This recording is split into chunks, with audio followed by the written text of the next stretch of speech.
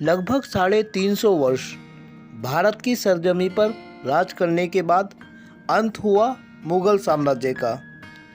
लेकिन क्या कभी आपने जानने की कोशिश की है कि इस राजवंश का पतन किस प्रकार हुआ? नमस्कार दोस्तों, मेरा नाम है राजेंद्र कुमार और आज की इस वीडियो में मैं लेकर आया हूं आप लोगों के लिए एक नई जानकारी, जिसमें हम जानेंगे कि किस प्रकार अंत हुआ मुगल राजवंश का। मुगल राजवंश जिसकी स्थापना की गई थी जहीरुद्दीन मोहम्मद बाबर द्वारा सन 1526 ईस्वी में पानीपत के प्रथम युद्ध में जीत के परिणाम स्वरूप। इस राजवंश ने ऐसे अनेक शासक दिए जिनका नाम आज भी चमकता है इतिहास के पन्नों पर एक अलग सितारे की तरह, जिनके समय की पेंटिंग और जिनके समय में बनाई गई विभिन्न प्रकार की इमारतें न केवल स्थित है हिंदुस्तान की सरजमी पर, बल्कि विश्व के ऐतिहासिक स्थलों में भी जिनकी गिनती बड़े गौरव के साथ की जाती है। आज से 400-500 साल पहले बनाई गई इमारतें आज भी खड़ी हुई हैं फौलादी चट्टानों की तरह हिंदुस्तान की सरजमी पर, जिन्हें देखने के लिए आते हैं सैलानी दुनिया के कोने कोने से।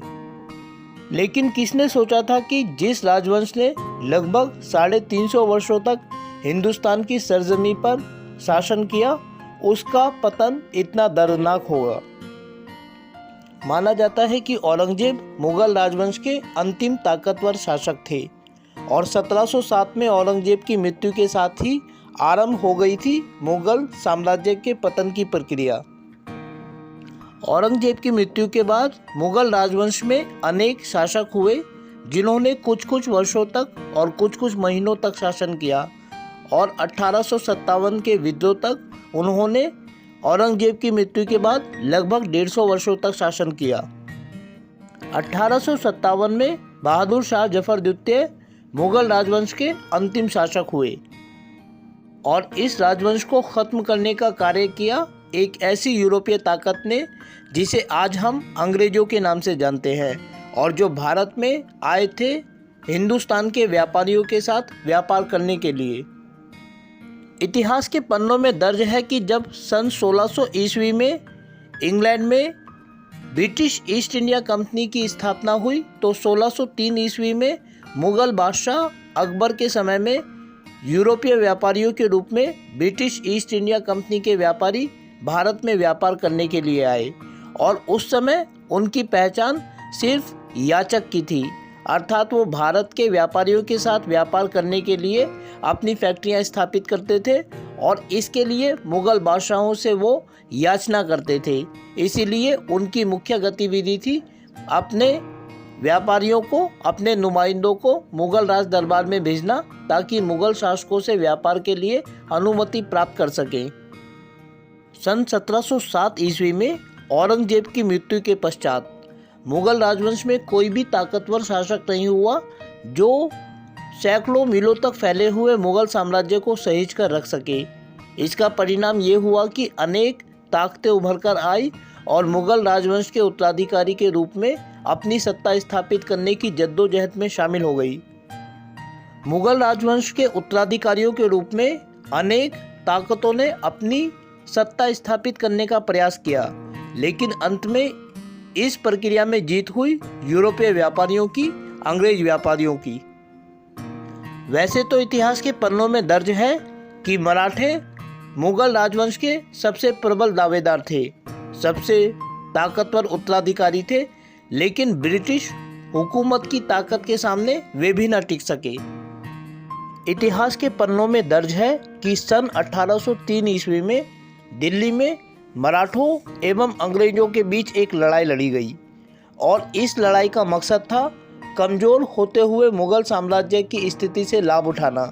इसीलिए मुगल शासक को अपने नियंत्रण में लेना, अपने संरक्षण में लेना और अंत में इस लड़ाई में जीत हुई यूरोप के अंग्रेज व्यापारियों की।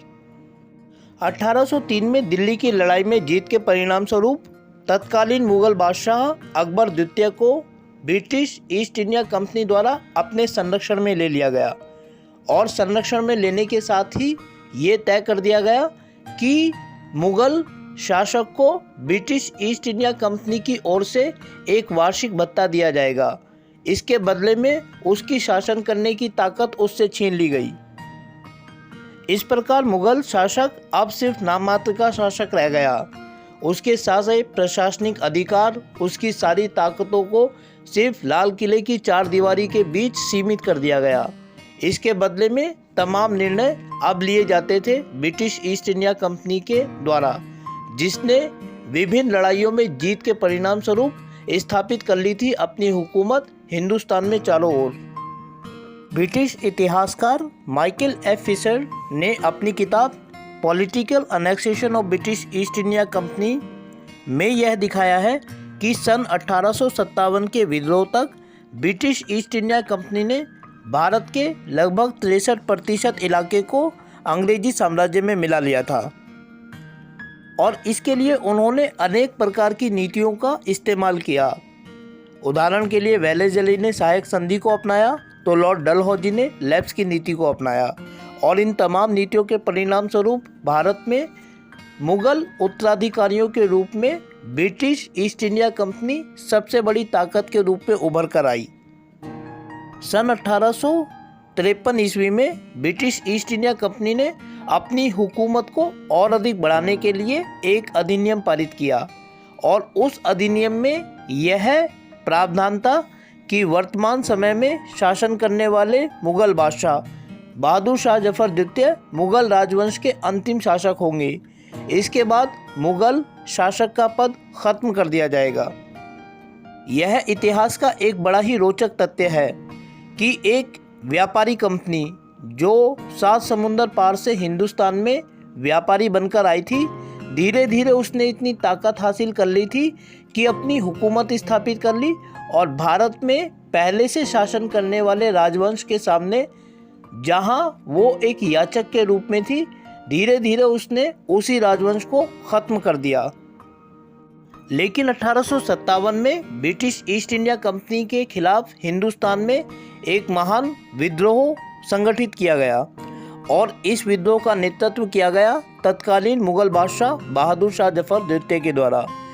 इस युद्ध में तमाम ताकतों को ब्रिटिश ईस्ट इंडिया कंपनी ने हरा दिया और क्योंकि मुगल बादशाह बहादुर शाह जफर द्वितीय ने इस विद्रोह को नेतृत्व प्रदान किया था, इसीलिए इस नेतृत्व का उन्हें बड़ा खामियाजा भुगतना पड़ा। कहा जाता है कि सन 1857 के विद्रोह में जब ब्रिटिश ईस्ट इंडिया कंपनी ने बढ़त हासिल करनी आरंभ की तो मुगल बादशाह बहादुर शाह जफर द्वितीय को हुमायूं के मकबरे से बंदी बनाया गया और दिल्ली के खूनी दरवाजे के सामने उनके परिवार के 3 सदस्यों को गोली से उड़ा दिया गया, जबकि उन्हें स्वयं देश निकाला देकर रंगून निर्वासित कर दिया गया। और रंगून में सन 1866 ईस्वी में अंतिम मुगल बादशाह बहादुर शाह जफर द्वितीय की दर्दनाक मृत्यु हुई और वहीं पर उनकी मज़ार बना दी गई। तो दोस्तों, ये थी कहानी मुगल वंश के खात्मे की। उम्मीद करता हूँ कि आप लोगों को वीडियो अच्छी लगी होगी। फ़िलहाल आप लोगों से विदा लेने का वक्त आ गया है, लेकिन विदा लेने से पूर्व आप लोगों से यही कहना चाहूँगा कि यह मुगल वंश के खात्मे के बारे में एक छोटी सी वीडियो थी। यदि आप इस संबंध में एक विस्तृत वीडियो देखना चाहते हैं तो कमेंट बॉक्स में लिखें यस। बहुत जल्दी ही आपके सामने इससे संबंधित एक विस्तृत वीडियो प्रस्तुत की जाएगी। फ़िलहाल आप लोगों से विदा लेना चाहूँगा। वीडियो को देखने के लिए आपका बहुत बहुत शुक्रिया और साथ ही आप लोगों से अनुरोध करना चाहूँगा कि यदि वीडियो अच्छी लगी तो वीडियो को लाइक और चैनल को सब्सक्राइब जरूर करें। इसके अलावा ज़्यादा से ज़्यादा लोगों तक इस वीडियो को पहुँचाने के लिए वीडियो को ज़्यादा से ज़्यादा शेयर करें। तो बहुत जल्दी ही आप लोगों के सामने एक नई वीडियो लेकर प्रस्तुत होता हूँ। तब तक के लिए अपना ख्याल रखें। बहुत बहुत धन्यवाद।